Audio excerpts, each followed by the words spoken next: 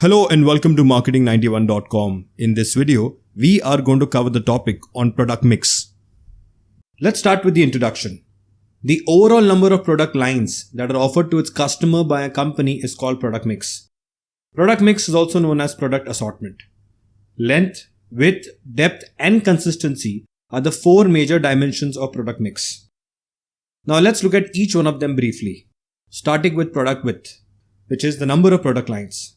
The overall number of product lines that a company offers to its customer is the width or breadth of the company's product mix. For example, if a company sells watches and sunglasses as its only products, the product mix of the company is 2.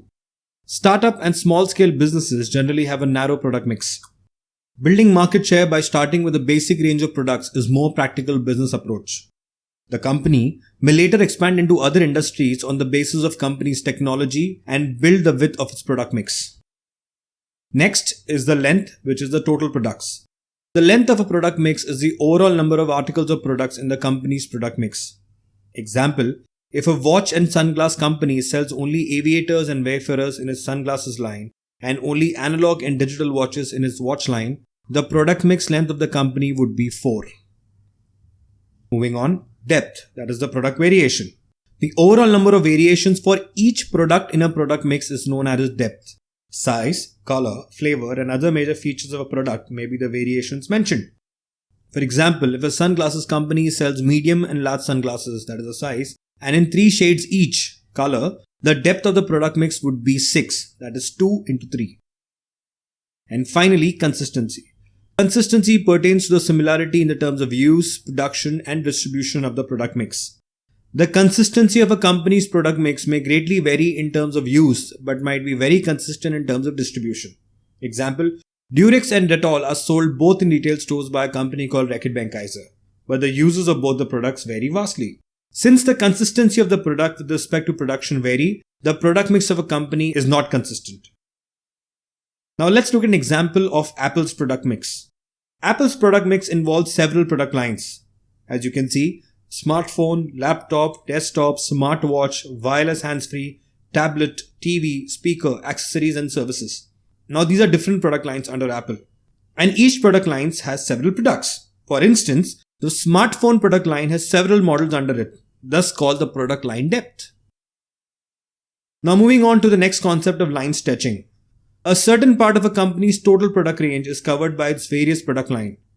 A company elongates its product line in down market, up market or both ways.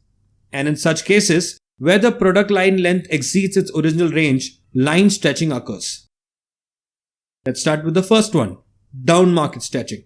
The reasons for which a company in the middle market might want to introduce a more affordable line might be, the company might find big growth opportunities by selling more affordable goods, example Walmart. The next, the company might want to compete with lower-end competitors who may be trying to move up market. For example, if a low-end competitor attacks the company might retort by entering the low end of the market.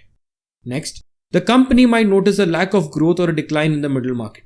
Thus, a company might stretch in a down market by either using its current brand name or by completely changing its brand name and building brand equity from nothing but scratch. Examples of brands who adopted the down market stretching strategy are the Audi Q2 and Audi A3 and the Apple iPhone SE.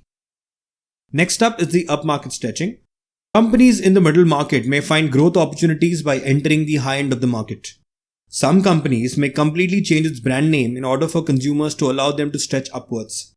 This might have not been possible with the initial product line. Examples in this case are the Audi Q7 and Audi A8. And far as Apple is concerned, the iPhone 11 Pro. Next, both ways, that is a two-way stretch. Companies might stretch both in the down market and up market directions. This happens when the company wants to cover the entire market and decides to establish its brand in both the premium as well as economic segments of the market. A brand is free to do so if it thinks it needs to launch both premium and low-cost products for the varied masses. It is very common in big brands to build brand architecture by covering both segments in the market. This gives them increased revenue and turnover. Example in this could be Armani. For high-end offering, it has Giorgio Armani. For mid-range, Emporio Armani. And for the more affordable range, they have Armani Exchange.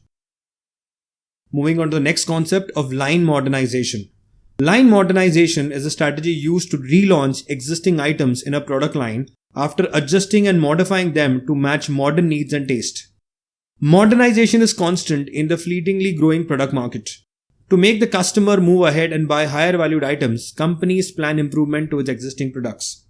A major challenge is to balance the timing of the improvements of a product. An early improvement might hamper sales, and a delayed improvement might get the competition an upper hand in launching the products and building their reputation with more advanced equipment. Examples in this case would be the microprocessor companies like Intel and AMD, software companies such as Microsoft and Oracle coming with their updates, the Apple Watch Series 6, and the iOS 14. The 14th and the current major iOS mobile operating system launched by Apple Inc. for iPhones and iPod touchlines. And moving on to the final concept of line pruning. Line pruning happens when a company discontinues a brand or the production of a brand due to a low response from consumers or lack of financial returns. This helps the company concentrate on its best brands or products. Reasons for pruning: first, being unprofitable. The company might discontinue its product or brand when it does not get financial returns for the same or might be in loss because of it.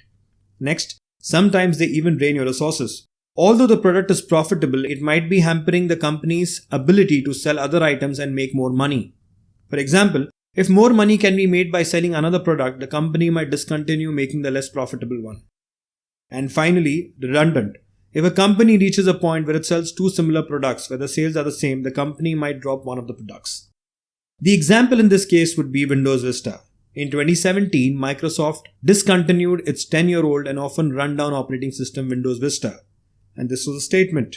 Microsoft has provided support for Windows Vista for the past 10 years, but the time has come for us, along with our hardware and software partners, to invest our resources towards more recent technologies so that we can continue to deliver great new experiences, the company said in a statement on its website.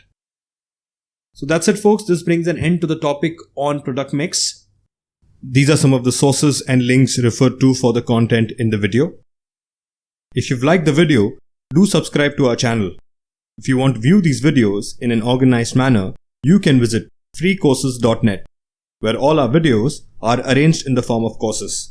Thank you and see you in the next video.